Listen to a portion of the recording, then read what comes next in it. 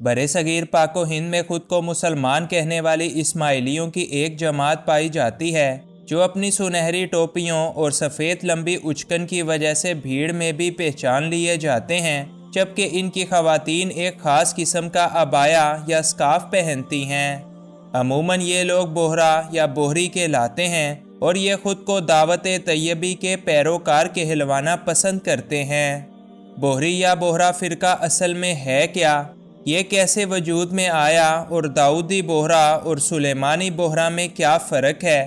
آج کی اس ویڈیو میں ہم ہندوستان میں موجود اسی بوہری جماعت کے بارے میں ڈسکس کریں گے۔ انفویو کی نئی ویڈیو میں ایک بار پھر سے خوش آمدید۔ بوہریوں کے بارے میں جاننے کے لیے ہمیں اسلامی تاریخ کو تھوڑا سا سمجھنا ہوگا تاکہ ہم یہ جان سکیں کہ بوہرا کمیونٹی کیسے وجود میں آئی اور ان کا مسلمانوں کے ساتھ کیا تعلق ہے۔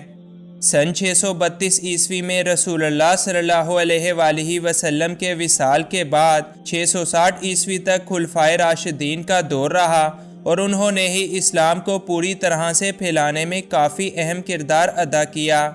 لیکن 660 عیسوی کے بعد امت مسلمہ دو حصوں کے اندر تقسیم ہو گئی، جن میں سے ایک طبقہ اہل سنت اور دوسرا اہل تشیع کے نام سے جانا گیا۔ اہل سنت طبقہ اہل تشیع کے مقابلے میں ایک بڑا فرقہ تھا۔ آگے چل کر اہل تشیع کے بھی مزید دو فرقے بن گئے، جن میں سے ایک اثناء عشریہ اور دوسرا اسماعیلیہ کہلایا۔ فرقہ اثناء عشریہ شیعہ 12 اماموں کو مانتے ہیں اور ان کے آخری امام مہدی ہیں۔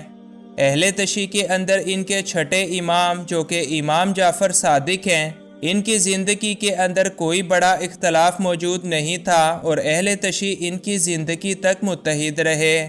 امام جعفر صادق کے دو بیٹے تھے، بڑے کا نام اسماعیل تھا جبکہ چھوٹے کا نام موسیٰ کاظم۔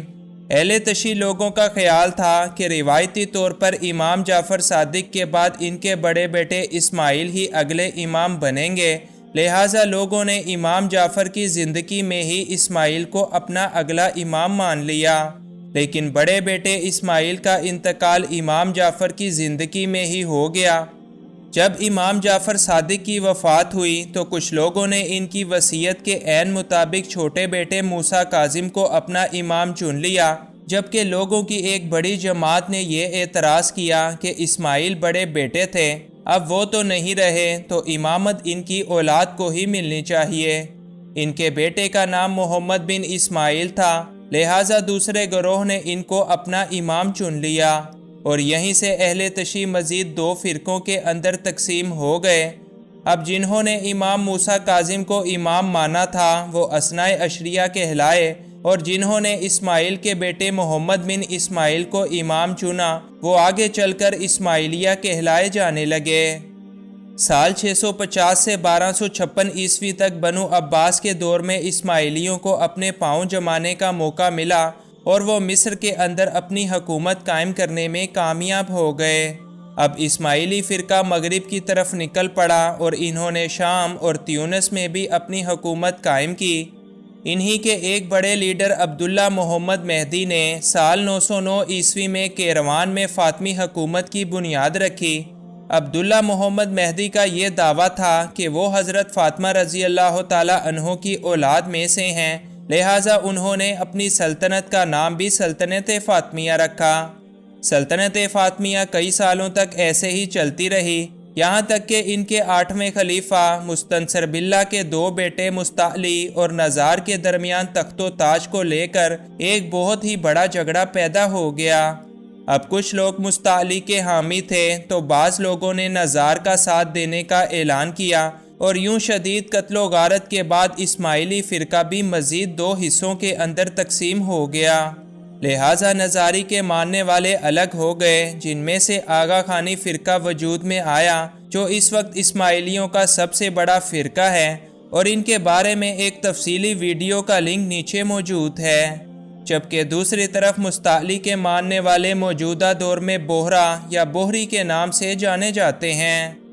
انہی بوہریوں یا مستعلیوں نے قتل و غارت کے ڈر سے اپنے امام الامر کے بیٹے کو چھپا دیا جس کا نام طیب تھا، اور بعد ازاں اس کی اولادوں میں پوشیدہ امام پیدا ہوتے رہے اور یہ فرقہ طیبی کہلایا جانے لگا۔ طیبی عقائد کے مطابق ان کے اماموں کی نقل و حرکت کے بارے میں کسی کو کچھ علم نہیں، نہ ان سے کسی کا رابطہ ہے اور نہ ہی کوئی اطلاع سوائے ان کے داعیہ مطلق کے۔ ان بوہری داعیہ مطلق کا یہ دعویٰ ہے کہ ان کو امام کا قرب حاصل ہے اور وہ ان پوشیدہ اماموں کے ساتھ بذریعہ خطوط رابطہ بھی رکھتے ہیں۔ بوہری جماعت اگلی 5 صدیوں تک اسی طرح چلتی رہی اور یہ فرقہ نہ صرف ہندوستان بلکہ یمن، افریقہ، الجزائر اور دنیا کے کئی بڑے بڑے خطوں تک پھیلتا ہی چلا گیا۔ ان کے اندر بھی مزید تقسیم اس وقت پیدا ہوئی کہ جب 16ویں صدی میں ان کے 26ویں داعیہ مطلق داؤد ابن عجب شاہ کی موت کے بعد ان کے جانشین برہان الدین بن قطب شاہ نے اگلے داعیہ مطلق کی نشست سنبھال لی، لیکن یمن کے ایک آدمی سلمان بن حسن نے وہاں اگلے داعیہ مطلق ہونے کا دعویٰ کر دیا، لہٰذا یمن اور آس پاس کے علاقوں کے بوہریوں نے اس کی دعوت پر لبیک کہا اور انہی لوگوں کو آج سلیمانی بوہرا کہا جاتا ہے۔ دوسری طرف ہندوستان کے اندر بوہریوں نے برہان الدین کو اپنا داعیہ مطلق منتخب کر لیا اور یہ لوگ داؤدی بوہرا کہلائے۔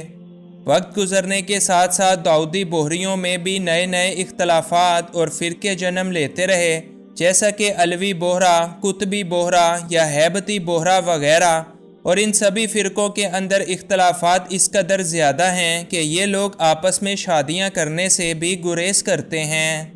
جماعت بوہرا بھی دیگر اسماعیلیوں کی طرح اپنے امام کے پاس خدائی اختیارات ہونے کے قائل ہیں۔ آغا خانیوں کے برعکس بوہری لوگوں کے امام پوشیدہ ہیں اور ان کے داعیہ مطلق ہی امام کے حکم سے اس کے جانشین بنتے ہیں۔ بوہری اپنی مذہبی کتابیں غیر بوہریوں کو نہیں دکھاتے اور نہ ہی دوسرے مذاہب کے سامنے اپنے مذہب کی باتیں کرتے ہیں۔ ان کا عقیدہ ہے کہ جو بھی امام کے بتائے ہوئے احکامات پر عمل نہیں کرے گا وہ امام کی زیارت سے بھی محروم ہے، اور جماعت بوہرا بھی دیگر فرقوں کی طرح قرآن مجید کے اندر تحریف اور کمی پیشی کے بھی قائل ہیں۔ صدیوں سے ہندوستان کے اندر مقیم ہونے کی وجہ سے آج بوہریوں میں کئی ایسی باتیں بھی ہیں جو کہ ہندوؤں سے مماثلت رکھتی ہیں، جیسا کہ اب ان کی بہت سی عورتیں پردہ نہیں کرتی۔ یہ لوگ دیوالی اور ہولی وغیرہ بھی بڑے پیمانے پر مناتے اور چراغاں بھی کرتے ہیں۔